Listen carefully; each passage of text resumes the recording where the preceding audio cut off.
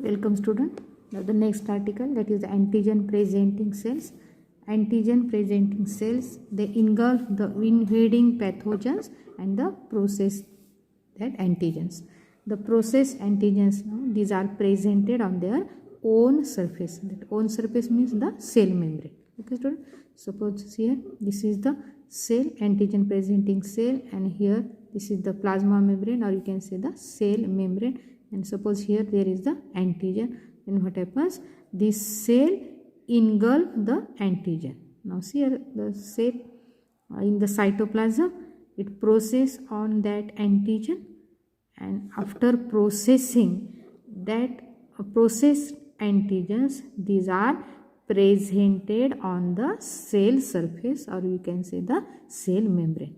Hence these cells are called as antigen presenting cells. So this is the second type of the cell known as antigen presenting cells. The next term is what is vaccination. You see here.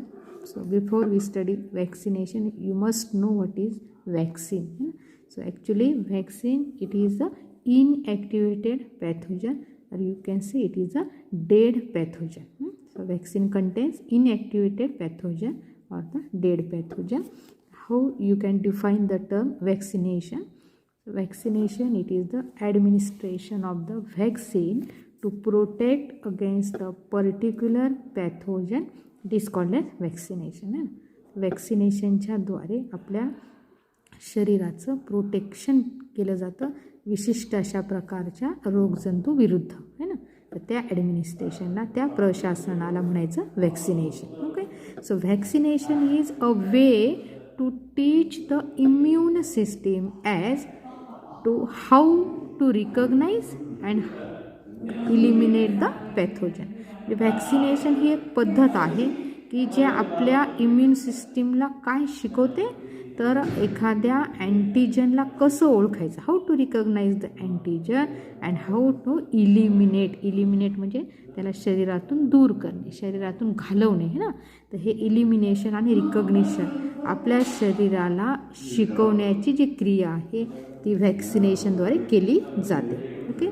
So vaccination is important form of primary prevention. अगदी प्राथमिक अशी ही प्रक्रिया आहे, सुरक्षेची प्रक्रिया आहे की जी आपल्या शरीराला अँटीजन्सपासून त्या ठिकाणी प्रोटेक्ट करते. So here it protect the people from getting sick. आजारी पडण्यापासून त्या व्यक्तीला संरक्षण मिळते ते व्हॅक्सिनेशनच्याद्वारे. Vaccination protects the society. वॅक्सिनेशनमुळे एक व्यक्तीच फक्त प्रोटेक्ट होते असं नाही, तर पूर्ण समाजाचे, है ना, संपूर्ण सोसायटीचे त्या ठिकाणी प्रोटेक्शन केलं जातं. म्हणून व्हॅक्सिनेशन ही खूप इम्पॉर्टंट अशी प्रायमरी प्रिव्हेन्शन प्रक्रिया आहे. Vaccines are safe, their side effects are rare and typically mild. Vaccination हे सेफ आहे, कोणतेही व्हॅक्सिन सेफच आहे, है ना. त्याच्याबद्दल शंका घेण्याची काहीही गरज नसते, कारण त्याचे जे साईड इफेक्ट्स आहेत ते खूप दुर्मिळ असतात. काही व्यक्तींमध्येच आपल्याला ते साईड इफेक्ट्स पाहायला मिळतात, परंतु ते साईड इफेक्ट कसे असतात, माइल्ड असतात, म्हणजे सौम्य स्वरूपाचे असतात. त्या वॅक्सिनमुळे किंवा वॅक्सिनेशनमुळे कोणत्याही व्यक्तीला कोणताही त्याच्या जीवाला धोका होत नाही. म्हणून व्हॅक्सिनेशन करून घेणे हे खूप गरजेचं आहे, आपल्या स्वतःसाठी सुद्धा आणि आपल्या समाजासाठी सुद्धा. Okay student. So I think this is the important article for the examination point of view. There may be a question, है ना, कॉमेंट्स ऑन द वॅक्सिनेशन. कारण सध्या बघा वॅक्सिनेशन, कोरोनाचं वॅक्सिनेशन, है ना, दिवसभर आपल्याला तो शब्द कानावर पडत असतो. आज ती काळाची गरज झालेली आहे, म्हणून हा पॉईंट थोडासा परीक्षेच्या दृष्टीने तुम्ही नक्की बघावा असं मला वाटतं. वॅक्सिनेशनवर नक्कीच त्या ठिकाणी तुम्हाला कॉमेंट्स ऑन किंवा राईट शॉर्ट नोट्स ऑन असा प्रश्न या ठिकाणी येऊ शकतो. Okay student. Now will see the next article from the chapter, that is the structure of the antibody. Okay student, see here the structure of the antibody. Actually what are antibodies, है ना. तो काल मी तुम्हाला सांगितलं antibodies actually these are the special type of the protective chemicals produced in the body when body gets stimulated by the antigen, or you can say when the antigen invade the body, our body produces the antibodies, and the antibodies mainly these are produced by the plasma cells, and plasma cells are produced by the B lymphocytes. Okay student, so antibodies are glycoproteins in nature. Actually see here the word glyco है ना, ग्लायको हा शब्द कार्बोहायड्रेटसाठी वापरला जातो आणि proteins unit ज्याला प्रथिने आपण म्हणतो, तर कार्बोहायड्रेट्स आणि प्रोटीन्स अशा या केमिकल्सपासून तो बनलेला आहे, म्हणून त्याला प्रोटेक्टिव्ह केमिकल्स असं म्हटलेलं आहे. So antibodies are glycoproteins in nature and these are highly specific to specific antigens आहे ना, म्हणजे विशिष्ट प्रकारचा असा अँटीबॉडी हा विशिष्ट प्रकारच्या अँटीजनलाच तो त्या ठिकाणी ओळखत असतो है ना. They are also known as immunoglobulins. तर इम्युनोग्लोब्युलिन्स शॉर्टमध्ये IgS असं लिहिलं जातं. तर अँटीबॉडीजला आपण जसं ABS लिहितो की नाही, तसंच त्याला आपण IgS पण लिहू शकतो. IgSचा लॉंग फॉर्म इथं दिलेला आहे इम्युनोग्लोब्युलिन्स. हे लक्षात ठेवा, अँटीबॉडीजचंच दुसरं नाव आहे immunoglobulins. Okay, these antibodies are produced by plasma cells and the plasma cells are formed by the B lymphocytes. कालच्या तासात आपण बघितलं की जे अँटीजन मेडिएटेड इम्युन सिस्टीम आहे त्याच्यामध्ये दोन प्रकारचे लिम्फोसाइट्स आपण शिकलो काल, बी लिम्फोसाइट्स आणि टी लिम्फोसाइट्स. तर त्याच्यामध्ये जो बी लिम्फोसाइट्स आहे हा प्लाझ्मा सेल्स तयार करतो आणि प्लाझ्मा सेल्स मग अँटीबॉडीज तयार करतात. Plasma cells produce antibodies at the rapid rate. Rapid rate किती आहे? That is about 2000 molecules of antibodies per second. थोडक्यात बघा, एका सेकंदामध्ये आपल्या शरीरामध्ये 2000 अँटीबॉडीज तयार होतात ना पर सेकंद. लक्षात ना, तर per second 2000 molecules of antibodies these are produced on the infection. जेव्हा आपलं इन्फेक्शन होतं किंवा अँटीबॉडीज आपल्या शरीरामध्ये प्रवेश करतात त्यावेळेस त्यांच्या विरुद्ध लढण्यासाठी शरीरामध्ये अँटीबॉडीचं प्रोडक्शन केलं जातं.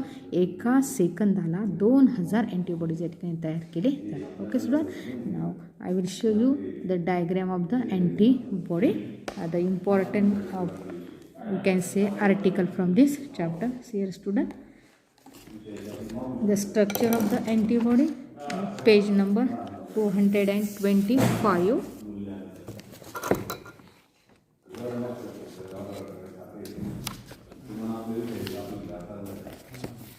Yes, you can observe here the structure of antibody. Actually,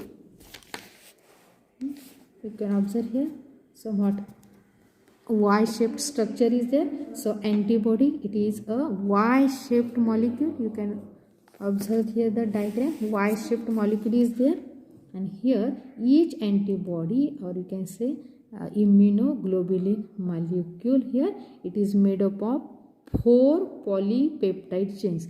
तर पॉलीपेप्टाईड म्हणजे प्रोटीन आहे, म्हणून ती पॉलीपेप्टाईड चेन म्हणजे प्रोटीनची चेन आहे. त्या ठिकाणी 4 चेन्स तुम्ही बघू शकता, 1, 2, 3 and 4.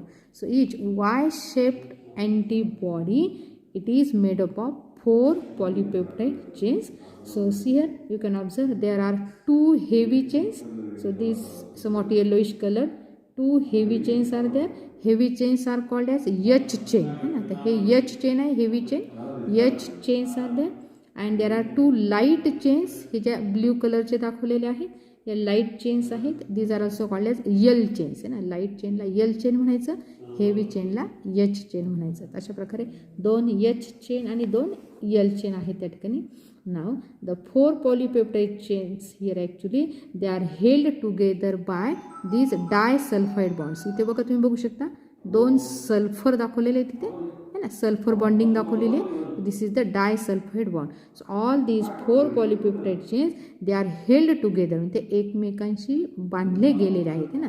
तर ह्या 2 चेन एकमेकांशी बांधल्या गेलेल्या आहेत. कशाच्या साह्याने? तर डायसल्फाइड बॉन्ड्स. डाय म्हणजे 2 सल्फाइड बॉन्ड्सच्या साह्याने ते एकमेकांशी बांधले गेलेले आहे. And they form a Y shaped structure. हा जो शेप तयार झालेला आहे की नाही, हा शेप हा केवळ डायसल्फाइड बॉन्डिंगमुळे त्या ठिकाणी तयार झालेला आहे. नाव द रिजन, आता हा जो रिजन आहे हा the region holding together the arms and the stem. आता हा जो खालचा भाग आहे ना याला स्टेम म्हणायचा. हा समजा स्टेम आहे ना, त्या वाय शेपमध्ये हा स्टेम आहे आणि हे जे आहे याला आपण आर्म्स म्हणू शकतो, वरच्याला आर्म्स म्हणू शकतो. So the region holding together arms and the stem of the antibody and that region is called as hinge. आता मराठीमध्ये आपण बिजागरी म्हणतो बघा. आपले जे खिडकी किंवा दरवाजे असतात ना, त्या दरवाजाला आपण बिजागरी बसवतो ना, तर त्या बिजागरी जो आहे त्याला हिंज या शब्दाचा अर्थ बिजागरी असतो. ही बिजागरी आहे बघा या ठिकाणी, ज्या ठिकाणी arms of the antibody and the stem of the antibody they are held together. Okay student, now each chain of this antibody it has two distinct regions. प्रत्येक चेनला दोन वेगवेगळे प्रमुख असे रिजन्स आपल्याला या ठिकाणी बघायला मिळतात. Here the variable region and constant region. प्रत्येक चेनला दोन भाग आहेत. एक आहे व्हेरिएबल रिजन, हा पण व्हेरिएबल रिजन आहे यल चेनचा, हा व्हेरिएबल रिजन आहे हेवी चेनचा.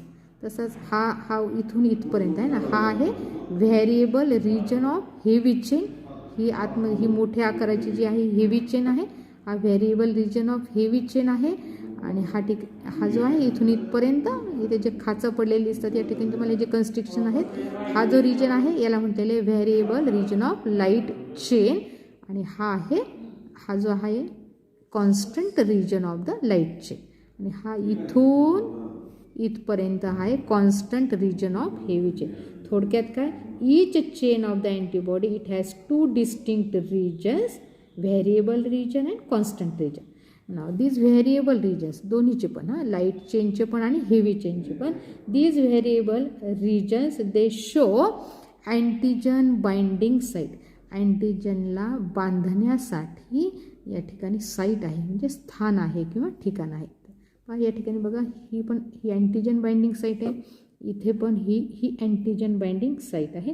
तर हा आपण एक अँटीबॉडी काढलेला आहे ना. So generally the antibody it has two antigen binding sites. Okay, now in this way the variable regions they show the antigen binding site. In this antigen binding site they are also called as paratope आहे ना. हा जो antigen binding site आहे याला आपण म्हणू शकतो पॅराटोप. हे शब्द लक्षात ठेवा, पॅराटोप म्हणजेच अँटीजनला बांधणारी जागा आहे किंवा ठिकाण आहे. ओके स्टुडंट, नाव धिस पार्ट आहे ना, this part of the antibody recognises and binds a specific type of antigen to form antigen antibody complex. आता हा जो भाग आहे ज्याला आपण पॅराटोप नाव दिलेलं आहे किंवा अँटीजन बाइंडिंग साईट दिलेली ना, ही साईट कोणाला ओळखते, अ स्पेसिफिक टाईप ऑफ अँटीजनला ओळखते. म्हणजे प्रत्येक अँटीबॉडी विशिष्ट अशा अँटीजनला ओळखते.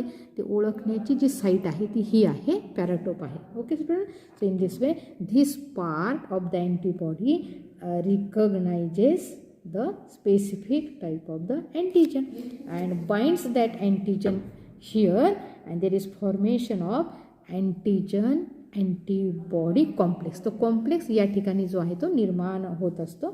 Most of the antibodies they carry two antigen binding site. So these antibodies they are also called as बायव्हॅलंट्स.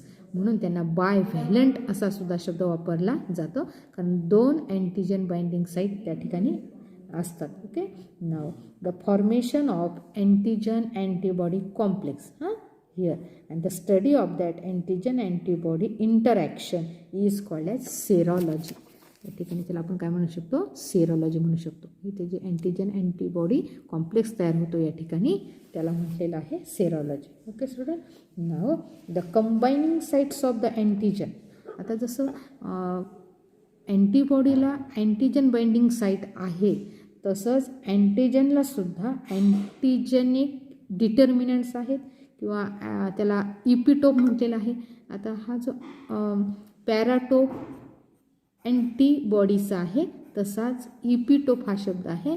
तर इपिटोप हा जो साईट आहे हा कोणाचा आहे, अँटीजनचा आहे. तर अँटीजनचा इपिटोप आणि अँटीबॉडीचा पॅराटोप यांच्यामध्ये जे आहे त्या ठिकाणी बाइंडिंग होत असते आणि त्या बाइंडिंगमधून अँटीजन अँटीबॉडी कॉम्प्लेक्स तयार होतो आणि त्या कॉम्प्लेक्समधल्या इंटरॅक्शनची स्टडी ही सेरॉलॉजी या ब्रँच ऑफ बायोलॉजीमध्ये केली जाते. Okay student, this is about the structure of the antibody. There may be a question here actually, sketch and label the structure of antibody किंवा comments on the structure of the antibody. तर हे structure लक्षात ठेवा, ह्या डायग्रामची थोडीशी practice करा. Okay student, now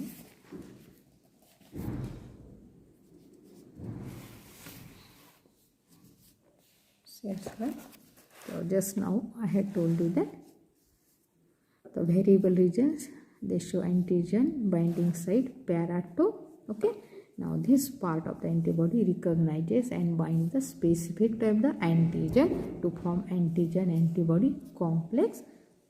And here the antibodies mainly they have two antigen binding sites, so they are called as bivalent, and the formation of this antigen antibody complex. Okay, now study of the interaction is called as serology. Now the combining sites of the antigen, they are called as antigenic determinants or epitopes. Now these epitopes, they react with the antigen binding sites of the antibody. Okay student, now the antigen binding sites or the paratopes, they are located on the variable regions of the antibody. आपण आता बघितलं की अँटीबॉडीचा जो part त्याचा shape नेहमी बदलत असतो अँटीबॉडीनुसार. Okay, तर प्रत्येक अँटीबॉडीचा जो व्हेरिएबल, हे नावामध्येच हे बघा व्हेरिएबल रिजन, हा एवढा भाग आहे ना प्रत्येक अँटीबॉडीचा वेगळा असतो. तो कशाला अनुसरून आहे, तो कशाला कॉम्प्लिमेंटरी आहे, तर तो भाग म्हणजेच तो पॅराटोप हा इपिटोपशी कॉम्प्लिमेंटरी आहे ना, जसं लॉक अँड की मॅनरसारखा. तर इपिटोप आणि पॅराटोप हे एकमेकांना कॉम्प्लिमेंटरी असतात है ना बाइंडिंगसाठी. So variable regions make each antibody specific for a particular antigen. विशिष्ट प्रकारच्या अँटीजन हा विशिष्ट प्रकारच्या अँटीबॉडीबरोबरच त्या ठिकाणी बाइंडिंग जे आहे ते दाखवत असतो. So this antibody can recognize a specific type of the antigen and binds to the specific type of antigen in a lock and key manner. जसं आहे प्रत्येक कुलपाची जी चावी आहे ती ठरलेली असते, त्याच चावीने ते कुलूप उघडतं, कारण त्या चावीवर असणारे जी डिझाईन आहे आणि त्या लॉकमध्ये असणारी डिझाईन आहे ते एकमेकाला कॉम्प्लिमेंटरी असतात. तसेच अँटीजन आणि अँटीबॉडीचे ते बाइंडिंग साईट्स असतात है ना, ते एकमेकांशी कॉम्प्लिमेंटरी असतात. Okay, so in this way they form the antigen antibody complex. तर या ठिकाणी एक डायग्राम मी तुम्हाला दाखवते की अँटीजन आणि अँटीबॉडी तर यांच्यामध्ये कशा प्रकारे त्या ठिकाणी बाइंडिंग जी आहे ती होत असते. म्हणजे पुस्तकामध्ये तो डायग्राम दाखवलेला आहे. 226 पानावर हा डायग्राम आहे बघा. या ठिकाणी ना तुम्ही बघू शकता, हा व्हायरस आहे, पूर्ण व्हायरस म्हणजे हा अँटीजन आहे. लक्षात घ्या, व्हायरस म्हणजे इथं अँटीजन दाखवलेला आहे. तुम्ही बघू शकता अँटीजन हा खूप मोठा असतो कोणाच्या मानाने, हे अँटीबॉडीचे. आता इथे बघा हे जे वाय आकाराचे दिसतात ना सगळे तुम्हाला, हे छोटे छोटे हे अँटीबॉडी आहेत. हे अँटीबॉडी आहेत की जे आपल्या शरीराने प्लाझ्मा सेल्सनी बनवलेले आहेत. आणि हा मध्ये हा मोठ्या आकाराचा जो आहे की नाही, तर हा आहे व्हायरस अँटीजन. मग सध्या टी व्हीवर बघत असाल ना बघा, त्या कोरोनाचा व्हायरस दाखवतात पहा, त्याचे हे असे हे वरती आलेले तुऱ्यासारखे भाग दाखवतात ना, हे है ना. तर हे जे आहेत व्हायरसवर असणारे हे अँटीजन डिटर्मिनंट्स आहेत, त्याला इपिटोप्स म्हणतात. हे जे वर दिसतात ना छोटे छोटे बटनासारखे छोटे छोटे हे स्पाइक्स असतात हे प्रोटीनचे, तर हे आहेत अँटीजन डिटर्मिनंट्स, याला इपिटोप्स म्हटलेले. तर लक्षात आहे, इपी म्हणजे वर आहेत ना, ह्याच्या वर आलेले जे आहे, ह्याच्या वर आलेले आहेत हे व्हायरसच्या प्रोटीन कोटवर हे अँटीजन डिटर्मिनंट्स हे इपिटोप्स आहेत, ते अँटीजन्सवर असतात. ठीक आहे. आणि आता हे कोण आहेत, हे वाय आकाराचे आपण आता बघितलं अँटीबॉडीज आहेत. तर अँटीबॉडीजवर पॅराटोप्स असतात, त्याला आपण बाइंडिंग साईट म्हटलेले अँटीजन बाइंडिंग साईट. तर या ठिकाणी बघा paratopes of the antibodies bound to epitopes आहे की नाही, हा इपिटोप्स आहे. हे बघा ह्या डायग्राममध्ये त्यांनी दाखवलेलं आहे पहा, हा अँटीजन आहे, हा पण अँटीजन आहे ना, हे अँटीजन दाखवले. समजा उदाहरणार्थ एखादा व्हायरस आहे, ठीक आहे. आता या ठिकाणी बघू शकता हे वाय आकाराचे सगळे हे अँटीबॉडीज आहेत. त्या अँटीबॉडीज काय करतात, या ठिकाणी हा जो याचा स्पाईक वर आलेला आहे ना प्रोटीन कोडचा, हा याच्यामध्ये ज्याला आपण इपिटोप म्हटलेला आहे, तर याचा इपिटोप आणि अँटीबॉडीचा पॅराटोप हे पहा या ठिकाणी बाइंडिंग झालेली आहे आणि इथं अँटीजन अँटीबॉडी कॉम्प्लेक्स तयार झाले आहे. तर याच्यावर जे काही ते हे असतात ना इपिटोप्स असतात, त्या इपिटोप्स बरोबर पॅराटोप जो आहे तो बाइंडिंग करतो आणि या ठिकाणी याला पूर्णपणे असं काय काय होल्ड केलं जातो. हा व्हायरस असेल किंवा अँटीजन असेल त्याला होल्ड केलं जातो. आलं लक्षात तुम्हाला. तर अशा हे डायग्राम आहे formation of antigen antibody complex. हे लक्षात ठेवा, अँटीबॉडीज खूप छोटे छोटे असतात आणि अनेक अँटीबॉडीज कशाच्या सभोवती या ठिकाणी जमा होतात, तर अँटीजनच्या. अँटीजन मोठा आहे आकाराने. इथे एक व्हायरस त्यांनी दाखवलेला आहे दोन्हीच्यामध्ये आणि त्याच्या भोवती हे जमा झालेले सगळे अँटीबॉडीज आहेत. हां, ते लक्षात ठेवायचं. पॅराटोप्स अँटीबॉडीजवर असतात, इपिटोप्स अँटीजनवर असतात आणि त्या दोघांमध्ये बाइंडिंग होत असते आणि त्याला तो बांधून ठेवला जातो. तो व्हायरस आहे की नाही, तो बांधून ठेवला जातो. Okay student. Next one we will see about the antigen on the blood cells. आता ब्लड सेल्स आहे जनरली तुम्हाला माहिती आहे, RBC, WBC, थ्रोम्बोसाइट्स किंवा प्लेटलेट्स यांना आपण ब्लड सेल्स म्हणतो. त्या ठिकाणी मेनली RBC बद्दल आपल्याला या ठिकाणी बघायचं आहे. So there are several antigens on the surface of the human red blood cells किंवा त्याला रेड ब्लड कार्पस्कल्स पण आपण म्हणू शकतो. RBC आहे तुम्हाला माहिती, ह्युमन RBCमध्ये मॅमलियनमध्ये दे आर न्यूक्लिएटेड, त्याच्यामध्ये न्यूक्लियस नसतो. समजा हा RBC आहे ना, बायकॉन्केव RBC असतात आपण बघितलेलं आहे. त्याचा जो हा सेल मेम्ब्रेन आहे की नाही, या सेल मेम्ब्रेनवर अँटीजन असतात. Okay, so these antigens give rise to different types of the blood groups. त्या अँटीजनच्या प्रकारावर ब्लड ग्रुपचे वेगवेगळे प्रकार पडतात. So generally you know that ABO blood groups जे आहेत, तर A, B and O blood groups mainly these are discovered by the scientist Carl Landsteiner in 1900. 1900मध्ये कार्ल लँडस्टायनर यांनी या 3 ब्लड ग्रुपचा जो आहे तो शोध लावलेला आहे. Later on the blood group AB हा चौथा ब्लड ग्रुप आहे नंतर was discovered by Decastello and Sturli in 1902. म्हणजे कार्लच्या नंतर 2 वर्षानंतर चौथा ब्लड ग्रुप जो आहे तो शोधला गेला आणि तो चौथा ब्लड ग्रुप आहे AB. ठीक आहे. So Landsteiner found 2 अँटीजन्स. तर अँटीजनला त्यांनी शब्द वापरलेला आहे ॲग्ल्युटिनोजन्स. लक्षात ठेवायचं तर सोपं आहे बघा. अँटीजन म्हणताना शेवटी अँटीजनचं GEN स्पेलिंग आहे आणि ॲग्ल्युटिनोजनमध्ये सुद्धा GEN हा शब्द आहे. हे क्ल्यू लक्षात ठेवायचं. G आहे AGS ज्याला आपण म्हणतो अँटीजन आणि agglutinogen one and the same. So these are present on the surface of the human RBC. आपल्या लाल रक्तपेशीचा जो सेल मेम्ब्रेन आहे तर त्याच्यावर 2 प्रकारचे ॲग्ल्युटिनोजन्स आपल्याला बघायला मिळतात. आणि Landsteiner named these antigens as antigen A and antigen B. 2 प्रकारचे अँटीजन RBCवर असू शकतात असं त्यांनी सांगितलेलं आहे. He also noticed the corresponding type of antibodies. Antibodies are also called as agglutinins. हे दोन्हीमध्ये थोडं बरंचसं साम्य आहे बघा शब्दामध्ये, फक्त शेवटचं थोडंसं लक्षात ठेवायचं तुम्ही. तर अँटीबॉडीला ॲग्ल्युटिनिन्स असं म्हटलेलं आहे. अँटीबॉडीला ॲग्ल्युटिनिन्स म्हटलेलं आहे, तर अँटीजनला ॲग्ल्युटिनोजन्स म्हटलेलं. आता GEN हा शब्द तुम्ही लक्षात ठेवा. GEN शब्द ह्या दोन्हीमध्ये आहे, म्हणून अँटीजनचं नाव ॲग्ल्युटिनोजन आहे, अँटीबॉडीचं नाव ॲग्ल्युटिनिन्स आहे. हे थोडंसं फरक लक्षात घ्या. So he noticed that the corresponding type of the antibodies or agglutinins they are present in the serum. Blood Serum म्हणतो, म्हणजे ब्लडमध्ये थोडक्यात in the blood Serum called as A and B. आता या ठिकाणी जशी अँटीजन आहे त्या हिशोबाने अँटीबॉडीज आपल्याला त्या रक्तामध्ये बघायला मिळतात. तर टेबल 10.3 आहे, पान नंबर 227वर आपण बघूया की त्याच्यामध्ये जो टेबल दिले आहे त्याच्यानुसार आपल्या लक्षात येईल की हे जे ब्लड ग्रुप आहेत की नाही, तर हे कशा प्रकारे त्या ठिकाणी त्या ठिकाणी ते निर्माण होतात है ना.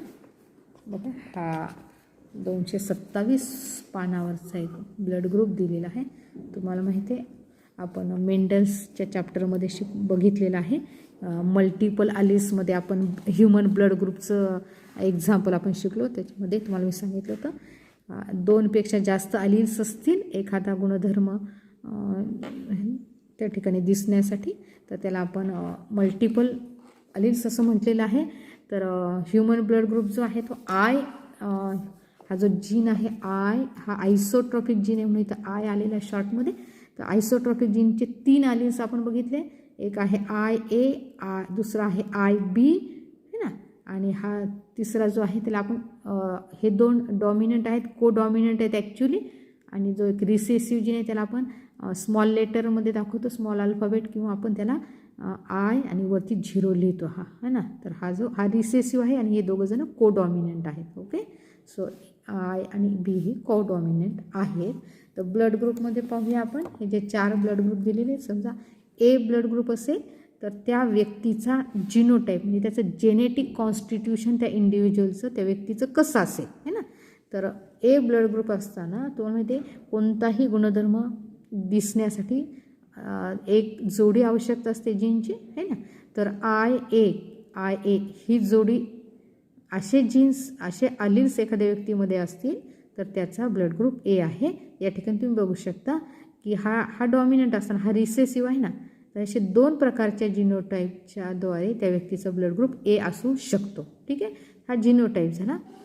त्या कंडिशनमध्ये त्या व्यक्तीच्या RBCचा जो सरफेस आहे ना त्याच्यावर कोणता अँटीजन आहे A.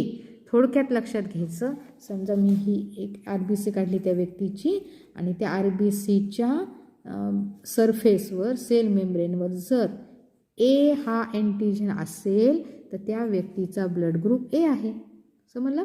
So if A antigen is present on the surface of the RBC then the blood group at that individual is A and the genotype it may be IA or IAIO किंवा I0 असं म्हणू शकतो. त्या कंडिशनमध्ये antibody कोणती असेल त्याच्या रक्तामध्ये त्यांच्या सिरममध्ये इथं नेहमी ठिकाणी अपोजिट घ्यायचं पाहिजे. इथं A असेल तिथं नेहमी B घ्यायचा. त्या व्यक्तीच्या रक्तामध्ये अँटीबॉडी B असेल. ठीक आहे. आणि कॅन डोनेट ब्लड टू म्हणजे A ब्लड ग्रुप असणारी व्यक्ती कोणत्या कोणत्या व्यक्तीला ब्लड डोनेट करू शकते.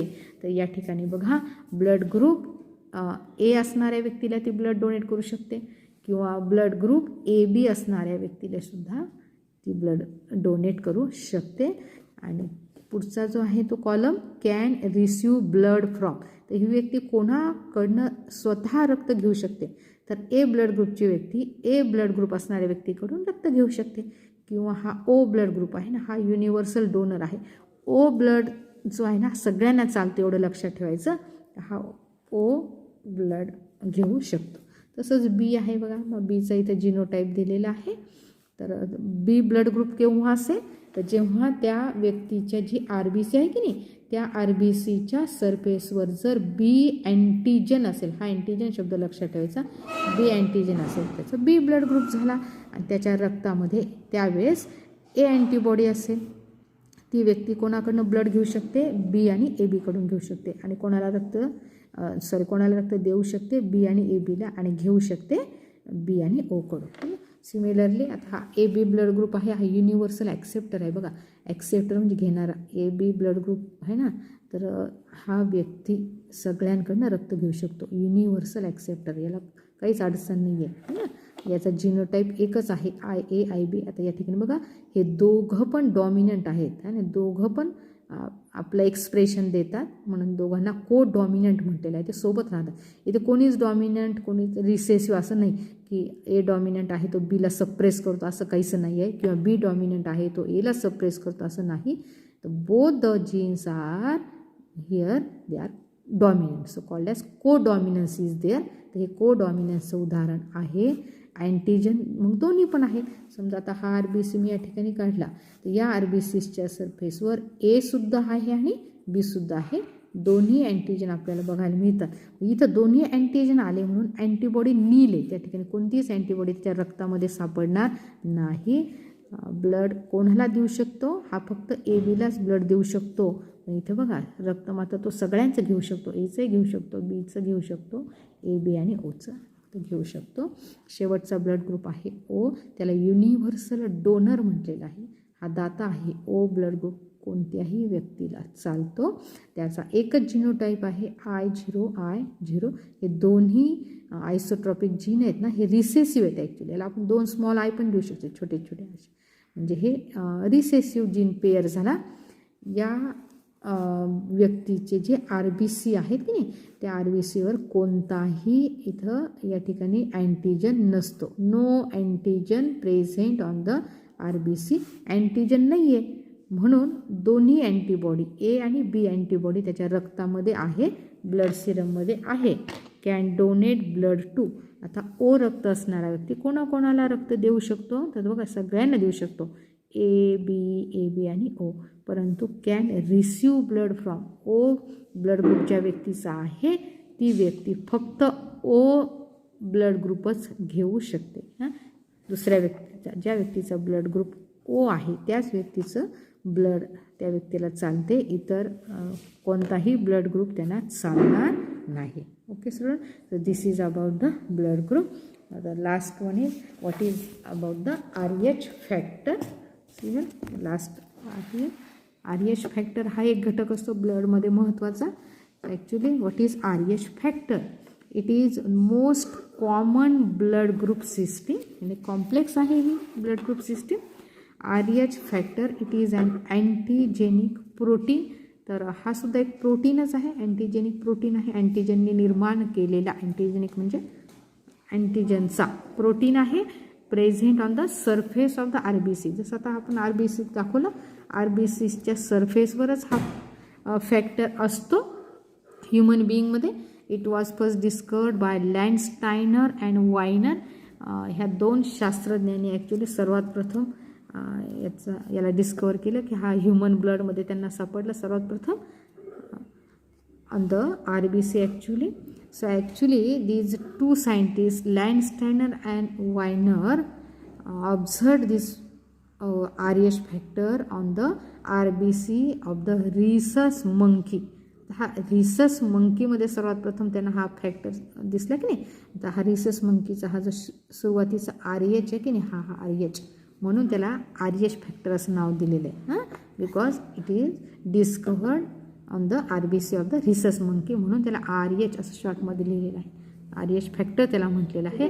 और it is so non as antigen D. आता अँटीजन A, अँटीजन B हे आपण बघितले ते, आणि याला अँटीजन D असं म्हटलेलं आहे. म्हणजे लक्षात ठेवा, अँटीजन D म्हणजेच रिसस फॅक्टर म्हणजेच RH factor. Okay, so the person having RH factor called as RH positive. आता बघा ब्लड ग्रुप म्हणताना आपण म्हणतो की नाही, ए पॉझिटिव्ह ब्लड ग्रुप आहे किंवा ए निगेटिव्ह ब्लड ग्रुप आहे. तर हा जो पॉझिटिव्ह किंवा निगेटिव्ह शब्द आहे ना, हा ह्या RH फॅक्टरसाठी आलेला आहे. म्हणजे ज्या व्यक्तीच्या ब्लडमध्ये हा अँटीजन D आहे तो झाला पॉझिटिव्ह, आणि ज्या व्यक्तीमध्ये अँटीजन D नाही तो झाला RH निगेटिव्ह. लक्षात आलं तुम्हाला? So the person having this RH factor it is called as RH positive person. And the person lacking म्हणजे अभाव आहे. ज्या व्यक्तीच्या RBCवर अँटीजन D किंवा RH फॅक्टर नाही त्या व्यक्तीला आपण म्हणतो हॅव्हिंग निगेटिव्ह ब्लड ग्रुप. तो निगेटिव्ह म्हणजे नाही. RH सोपं आहे अगदी लक्षात ठेवायला. RH फॅक्टर म्हणजे अँटीजन D नसेल तर निगेटिव्ह म्हणायचं, फॅक्टर असेल तर त्याला काय म्हणायचं, RH positive. Okay sir, so in this way this factor is also important during the blood transfusion. है ना, ब्लड ट्रान्सफ्युजनच्या असा खूप महत्त्वाचा घटक जो आहे तो काम करतो.